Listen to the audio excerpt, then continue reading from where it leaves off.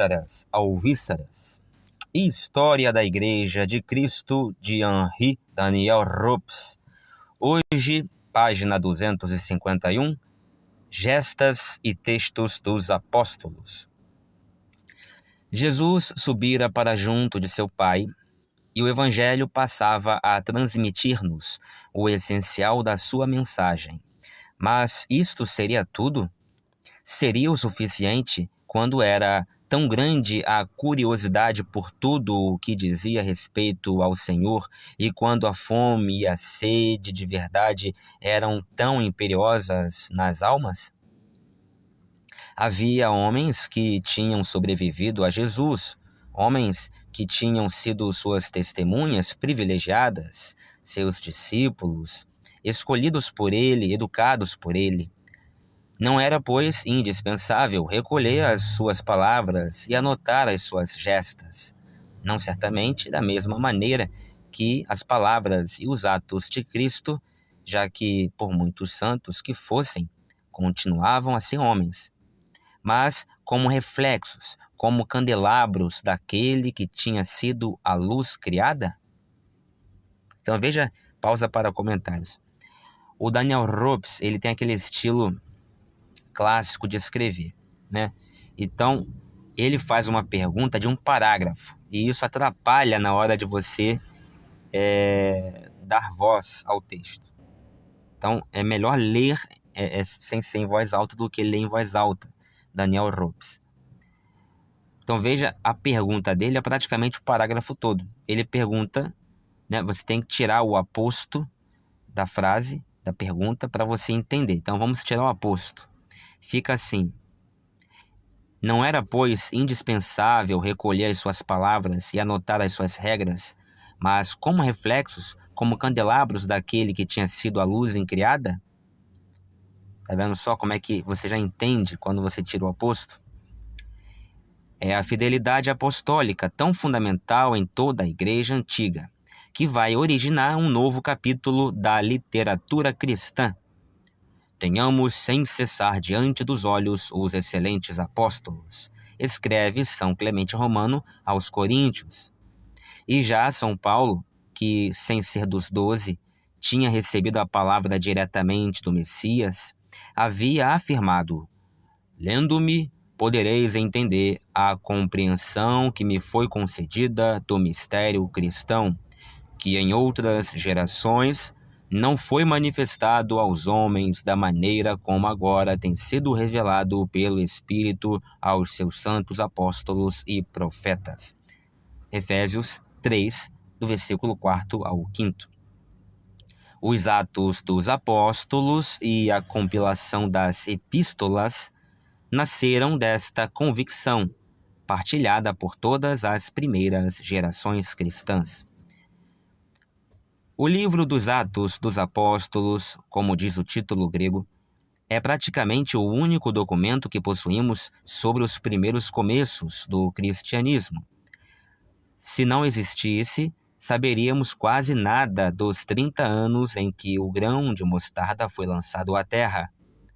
A vida da comunidade de Jerusalém, a evangelização da Judéia e da Samaria, as origens das missões em terras pagãs, a conversão do centurião Cornélio, a maior parte dos pormenores biográficos de São Paulo, a sua conversão, as suas imensas viagens, a sua passagem pela Grécia, a sua chegada à Itália, tudo isto são coisas que conhecemos graças a esse pequeno livro.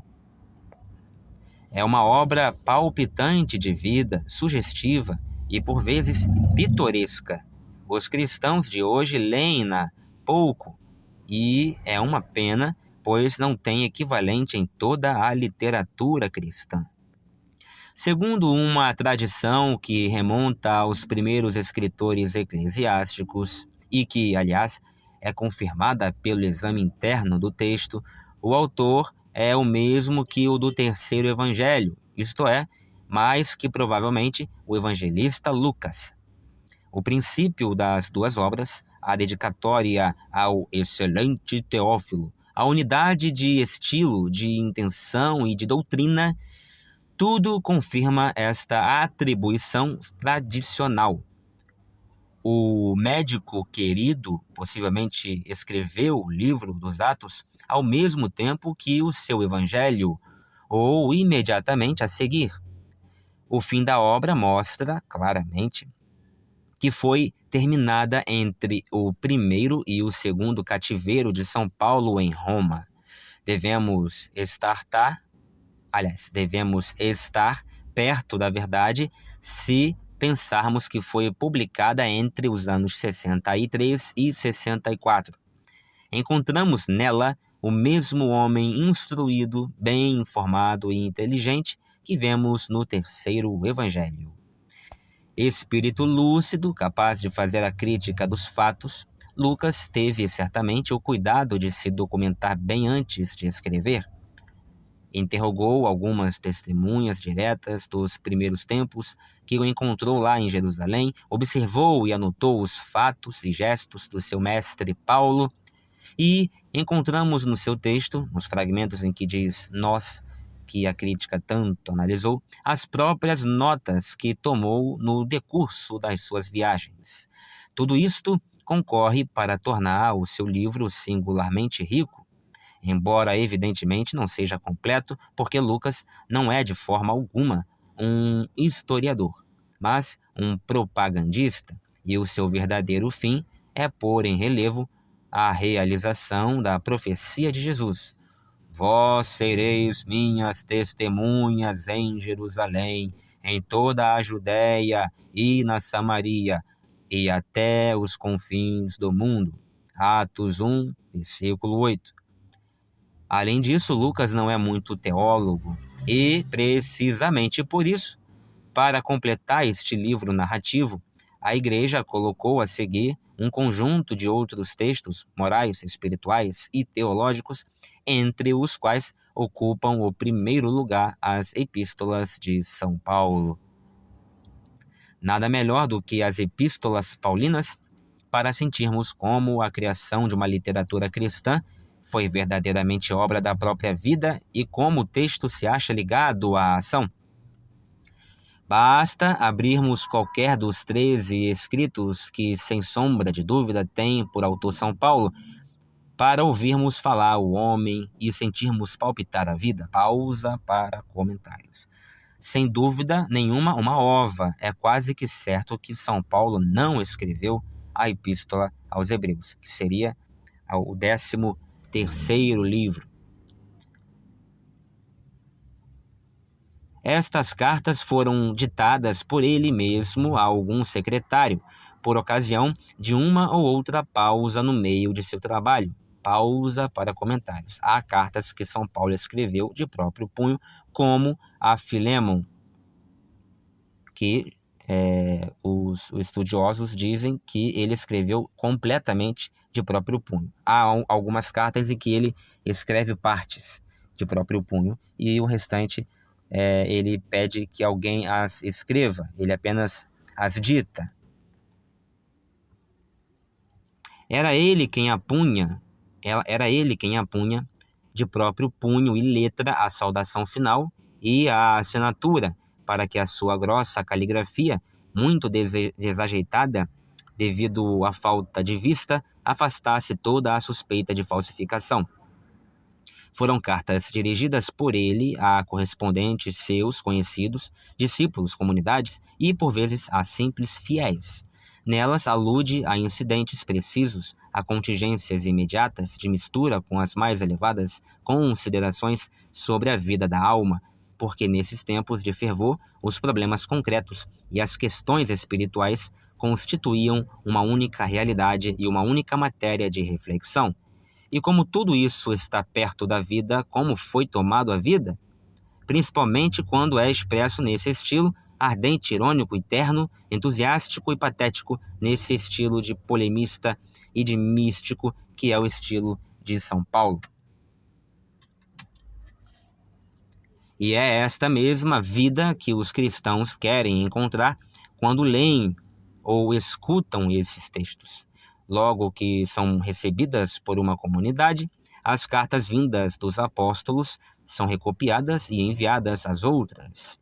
O próprio São Paulo tinha destinado expressamente algumas delas à publicação, e São Pedro alude como coisa notória, lá em 2 Pedro, capítulo 3, versículo 15, versículo 16, à coleção de cartas do seu caríssimo irmão Paulo, que eram lidas nas igrejas.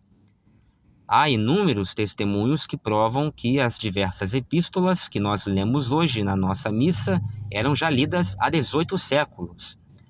No processo verbal dos mártires de Chile, na África, quando interrogaram um dos acusados, Esperato, sobre as obras que haviam sido encontradas em seu poder, ouviram-nos responder que eram os livros santos e as epístolas de Paulo, um justo. Laços vivos que ligavam entre si as comunidades. Esses textos eram também um meio eminente de desenvolver e de precisar os elementos morais e teológicos cujos princípios Cristo estabelecera. Esta é a razão pela qual a Igreja, quando fixar o cânon da Escritura, incluirá nele, a seguir ao Evangelho e aos Atos, certo número dessas cartas, cujo valor lhe parecerá primordial, e logo de entrada as de São Paulo, que são as mais importantes. Escritas no decorrer das suas missões, distribuídas entre os anos 52 e 66 aproximadamente, muito diferentes umas das outras quanto à extensão, algumas são simples bilhetes e outras verdadeiros tratados. Quanto ao tom e mesmo quanto ao estilo também, essas cartas representam uma fase essencial no desenvolvimento do cristianismo. É certo que nada acrescentam à mensagem de Jesus, mas interpenetram-na com uma lucidez maravilhosa e aproximam-na das preocupações humanas. São Paulo prova irrefutavelmente que a doutrina cristã vem satisfazer de forma absoluta a necessidade de redenção e de salvação que sentiam tantas almas daquele tempo. É ainda ele quem indica em que sentido se poderá resolver o debate entre a razão e a fé, que já então se encontrava aberto e que não será concluído no decorrer dos séculos. Tudo aquilo que mais tarde virá a constituir a teologia e a filosofia cristãs encontra-se já, em germes vigorosos, nas 13 epístolas. Não há qualquer problema, nem do seu tempo, nem de todos os tempos, que São Paulo não tenha descortinado e ao qual não tenha dado as respostas do seu gênio fulgurante. Em comparação com os textos do grande missionário dos gentios, as outras epístolas parecem um pouco pálidas. Mesmo a epístola aos Hebreus, que se situa na linha da sua pregação e que a sua autoridade cobre, mas de que não há certeza de ter saído da sua mão. Veja só, pausa para comentários. Daniel Ropes aqui, veja só. No 2 parágrafos ou 3 parágrafos acima, Daniel Ropes diz: não há sombra de dúvidas de que foi Paulo que escreveu as 13 cartas. Aqui ele titubia, tergiversa, escamoteia, né? E já diz o oposto, né? Coloca aqui, veja só o que ele diz. As outras epístolas parecem um pouco pálidas, mesmo a epístola aos Hebreus, que se situa na linha da sua pregação e que a sua autoridade cobre, mas de que não há certeza de ter, saído da sua mão. Então ele se contradiz. Continuando. No entanto, nenhuma delas nos deixa indiferentes ou deixa de trazer uma pedra para o edifício.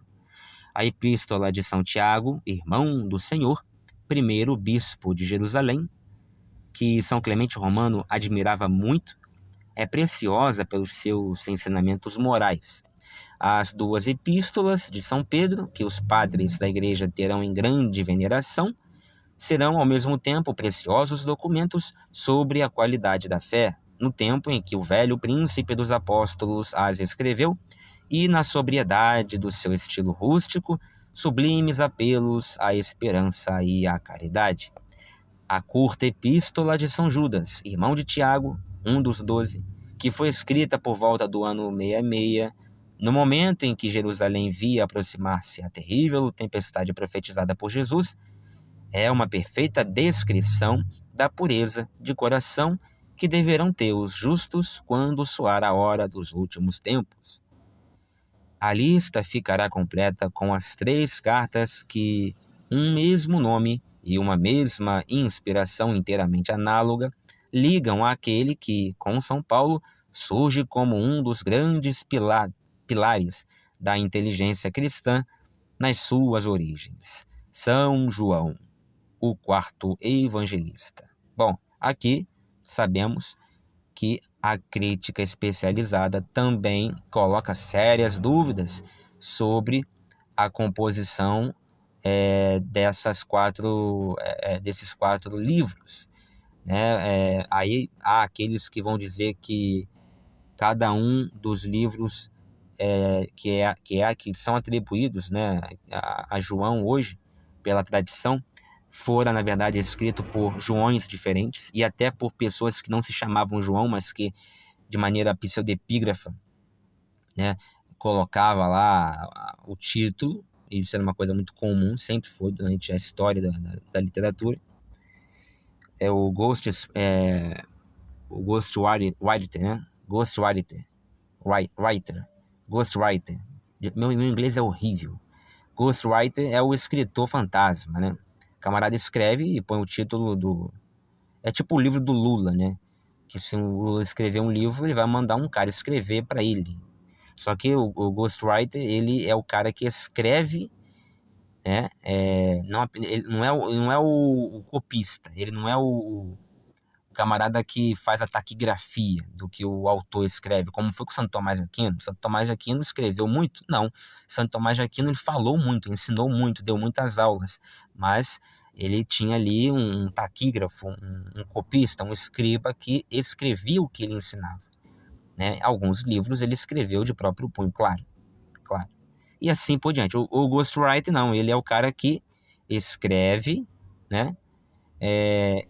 E não apenas faz o exercício da escrita, ele idealiza, ele ideia, ele é o autor propriamente dito, ele só não coloca o nome dele, né? Ele coloca o nome de alguém. Geralmente o camarada que faz isso é o camarada que ganha a vida assim, ele recebe para poder escrever para os outros. Por exemplo, para finalizar, aquele Zé Ruela lá, aquele maluco lá do Chico Buarque de Holanda, ele é muito famoso, não é? Pois é, mas a grande parte dos sucessos dele, ele não escreveu, e mais ainda, ele não apenas não escreveu, como ele não compôs.